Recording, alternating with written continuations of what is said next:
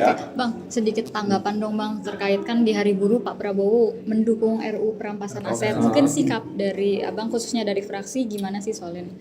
Kami di Komisi 3 itu merencanakan menyelesaikan dulu hukum acara pidana. Setelah itu masuk ke RUU perampasan aset. Ya berharap bisa ada kesabaran 6 bulan ke depan, ya mudah-mudahan selesai hukum acara pidana kita akan masuk ke RUU perampasan aset. Jadi hukum acara pidana itu dalam pandangan saya itu seperti ini apa namanya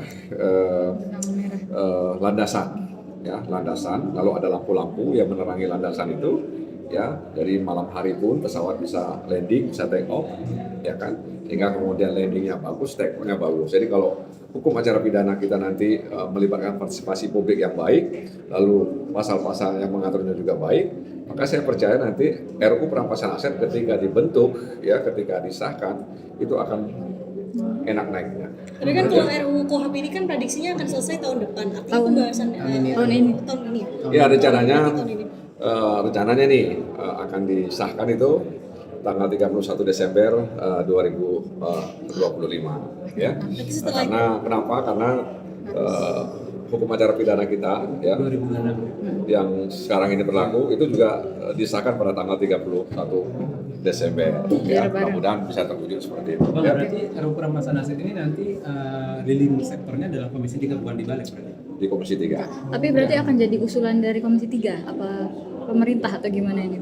Ya nanti kan pada musyawarah mereka rapat dan diserahkan Komisi 3 ya atau dibalik ya siapa saja nggak ada masalah lah sebenarnya ya. Oke, Bang, tapi benar akan setelah KUHP rampung berarti tahun depan RUU perampasan aset. Ya tadi supaya tadi itu ya ibarat pesawat RUU perampasan aset itu nanti ketika landing, ketika take off itu enak dia, makanya landasannya itu harus dibuat dengan sebaik Berarti tahun mungkin. depan ya Bang? Ya. Bang, kan RUU perampasan aset ini kan udah dari beberapa tahun Oh iya, lalu memang kan betul udah lama, dibahas. iya, Nah, berarti lama. akan melanjutkan atau gimana nanti nih Bang? Iya melanjutkan Masih lanjut. ya.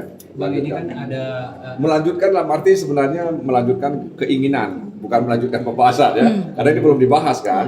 Melanjutkan keinginan, bukan melanjutkan pembahasan. Nanti salah lagi kan. Karena nanti kita kan kena ada carry over macam-macam dan sebagainya. Bang, ini kalau balik punya pandangan sendiri. Perampasan aset itu kan bisa perdata ya lewat pengadilan. Tetap saja mekanisme pengadilan itu nanti ya perampasan aset. Sebenarnya selama ini kan juga ada di Undang-Undang Tipikor ada, di Undang-Undang Pengadilan Tipikor juga ada ya.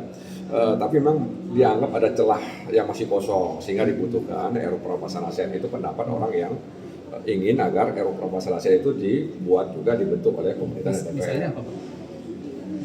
Misalnya apa tuh celah yang kosong yang bisa? Ya celah hukum itu yang hari ini kemudian dikaji, ya, sedang dilihat. Contoh misalnya ketika ada satu kejadian pidana tipikor misalnya kan, aparat penegak hukum mengambil, menyita itu kira-kira yang disita 80 miliar misalnya. Tapi setelah proses hukum kemudian lewat proses pengadilan diputuskan benar yang bisa diambil negara cuma 2 miliar misalnya.